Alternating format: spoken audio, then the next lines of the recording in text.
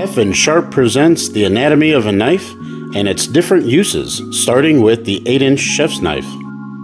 The end that is closest to you, as you guessed, would be the butt end of the knife and is perfect for smashing cookies, crackers, and certain nuts.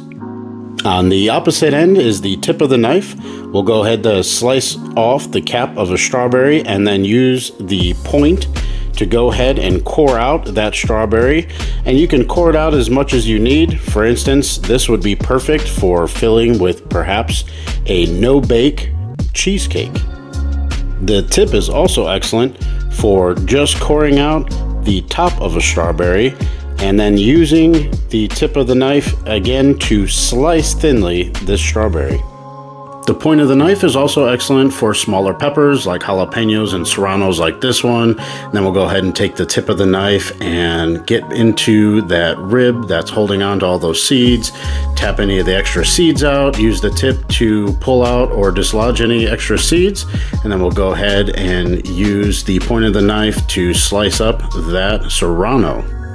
The heel end of the knife is the part that's closest to you that is a part of the blade itself. We're going to use that for tougher vegetables like this raw sweet potato. I'm going to turn it on its side and then slice some 1/4-inch slices using just about the full length of the 8-inch chef's knife.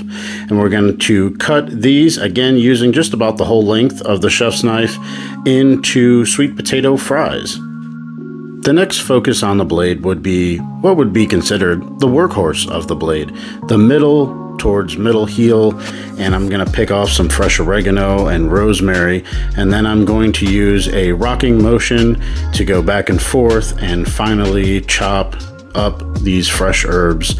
And then once I have moved them around and got them to where I need them, I'm going to use the spine of the blade, which would be the back end, the end that is not sharp, and that will pick up these fine herbs for later use.